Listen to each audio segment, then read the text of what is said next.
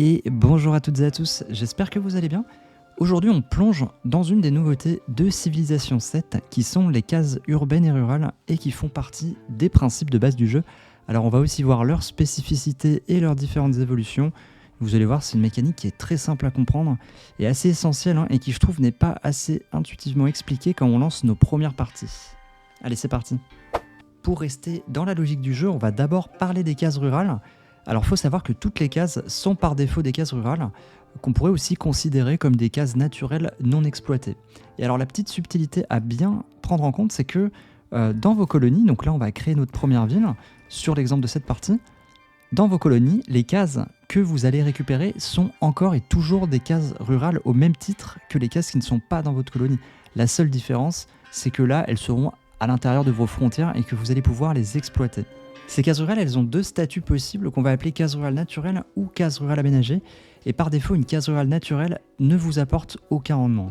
Par contre, quand vous allez gagner un point de croissance de ville, le fait de placer une population sur une case rurale, donc n'importe laquelle, qui n'est pas exploitée et qui est tout simplement une case rurale naturelle, on va prendre celle-là par hasard, vous allez la transformer, alors j'en ai deux, j'ai 2 points de croissance avec cette civilisation-là, vous allez la transformer, vous allez l'aménager, et cette case rurale naturelle, elle va se transformer en case rurale aménagée. Ce que ça veut dire tout simplement, c'est que vous allez vous installer sur cette case et allez pouvoir bénéficier de ses rendements. A savoir, et c'est important de le noter, que vous n'allez pas pouvoir choisir le type d'aménagement quand vous allez vous installer sur une case rurale. Ces aménagements, ils vont être prédéfinis par le type de la case sur laquelle vous allez vous installer. Donc on peut voir, ici vous allez obtenir une mine, ici on est sur un type de terrain plat, donc vous allez obtenir une ferme, et en dessous on a de la végétation, donc vous allez obtenir un bûcheron. Et petite parenthèse, pour ceux qui ont joué à Civilization 6, c'est un système qui remplace en quelque sorte la construction de bâtiments. Et c'est pas plus compliqué que ça pour les cases rurales, on va déjà pouvoir passer aux cases urbaines. Alors vous allez voir, c'est pas bien compliqué non plus les cases urbaines, mais il y a quelques spécificités qu'on va devoir prendre en compte. Alors déjà, la première chose à prendre en compte, c'est que là où les cases rurales, vous allez les obtenir en élargissant vos frontières, les cases urbaines, elles, vous allez les créer. Et comment vous allez pouvoir les créer? Tout simplement en construisant un bâtiment par-dessus. Alors nous, on va prendre l'exemple du grenier, puisqu'on n'a pas vraiment le choix, et on va voir un petit peu tous les cas de figure possibles. Alors on a vu que par défaut, une case, elle est rurale naturelle. On a vu aussi qu'on a pu en aménager deux ici. Alors, comme je l'ai expliqué juste avant, si vous construisez par-dessus une case rurale, naturelle par exemple, vous allez la convertir en case urbaine. Vous pouvez aussi construire par-dessus un aménagement. Ce qui va se passer, vous pouvez le voir à gauche, c'est que non seulement vous allez convertir la case en case urbaine, mais vous allez aussi détruire et remplacer la ferme, puisque vous ne pouvez pas avoir un aménagement sur une case urbaine. On a bien vu que les aménagements concernent les cases rurales. Or, une case ne peut pas être rurale et urbaine à la fois. Et on peut prendre le dernier exemple, qui est tout simplement de construire un bâtiment sur une case urbaine. Alors, il faut savoir que votre palais, par défaut, est une case urbaine, et là, si vous voulez construire votre grenier dans votre palais directement, vous voyez qu'on ne vous parle pas de convertir une case en case urbaine, puisque, comme je viens de le dire, le palais est une case urbaine. À la place, vous allez simplement avoir une petite flèche qui indique que votre bâtiment va pouvoir s'installer tranquillement ici. Parce que oui, et on va y revenir, vos cases urbaines, elles vont pouvoir accueillir, sauf cas particulier, 2 bâtiments. Et maintenant qu'on a vu ça ensemble, on peut très rapidement survoler le code couleur qu'ils ont ajouté, qui est assez clair. Vous allez avoir du vert d'eau comme ça, du vert un peu bleuté, qui va indiquer qu'on est déjà sur une case urbaine et que vous pouvez tout simplement ajouter votre bâtiment, que ça ne va pas poser de problème. Vous avez du vert bien vert qui vous indique qu'on est sur une case rurale non aménagée et que vous pouvez simplement la convertir en case urbaine.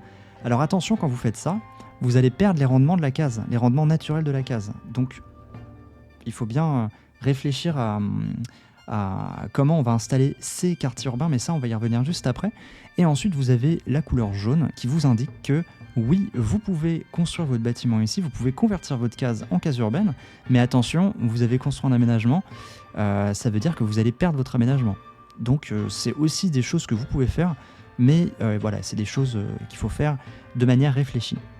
Et on pourrait aussi rajouter les cases sans couleur que vous ne pouvez pas convertir en case urbaine, vous ne pouvez pas construire par-dessus. Alors pourquoi? La raison elle est toute simple, c'est que vous n'allez pas pouvoir convertir et construire sur des cases qui ne sont pas limitrophes à un autre quartier urbain. Ce qui veut dire que là actuellement on voit que notre palais est un quartier urbain, c'est la seule case de votre colonie qui est un quartier urbain. Donc vous allez pouvoir construire uniquement autour de votre palais. En revanche, une fois que vous allez pouvoir commencer les constructions, que vous allez commencer à, imaginons j'ai envie de m'étendre, d'étendre mon district urbain par ici, je vais pouvoir étendre ma zone constructible de quartier urbain. Et on a vu qu'en ajoutant un point de croissance à vos cases rurales, vous allez pouvoir les aménager. Par contre, si vous ajoutez un point de croissance à vos cases urbaines, vous allez pouvoir ajouter ce qu'on appelle des spécialistes. Alors qu'est-ce que c'est un spécialiste? C'est tout simplement une unité de population qui va s'installer sur votre case urbaine, qui va vous apporter des bonus en sciences et en culture, mais qui va aussi augmenter les bonus d'adjacence de votre case. Par contre, ça va vous coûter de la nourriture et du bonheur, donc c'est moins 2 de nourriture et moins 2 de bonheur par spécialiste.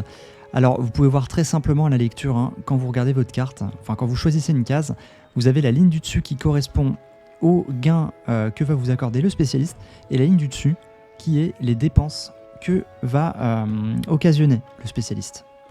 Et important de préciser que les spécialistes ne sont disponibles que pour les villes, donc vous pouvez avoir des bâtiments, des quartiers urbains dans toutes vos colonies, par contre vous allez installer vos spécialistes uniquement dans vos villes. Et alors, petit point lexique, parce que vous risquez de croiser ces mots assez souvent, quand vos quartiers urbains vont disposer d'un seul bâtiment, on va appeler ça un district. Et quand, donc là je vous donne un exemple ici, on n'a qu'une seule briqueterie, vous pouvez le voir, et si vos districts urbains sont complétés de bâtiments, là on voit que c'est le cas ici, on va appeler ça des quartiers urbains. Et on a même le droit à différents designs en fonction de si c'est un simple district ou un quartier complété. Et maintenant que vous savez tout sur les cases rurales et urbaines, vous vous doutez bien que vous pouvez optimiser votre développement en prenant en compte votre environnement. Alors ça va être intéressant par exemple de centraliser vos quartiers urbains, notamment pour profiter des bonus de vos spécialistes, mais vous pouvez aussi profiter du type de case à votre disposition pour se concentrer sur un type d'aménagement en particulier. Par exemple ici je profite qu'on ait beaucoup d'espace pour faire des fermes, alors je ne vais pas les urbaniser. Mais voilà, le but de la vidéo c'était avant tout de bien définir avec vous les bases de ce concept. On verra ensuite dans une autre vidéo quelles sont les différentes optimisations possibles, et vous verrez à ce niveau-là que le jeu est très permissif. Et c'est déjà la fin de cette vidéo, alors si la vidéo t'a plu, n'hésite pas à me faire tes retours. Moi, je te retrouve très vite pour la suite de cette série de guides sur Civilization 7.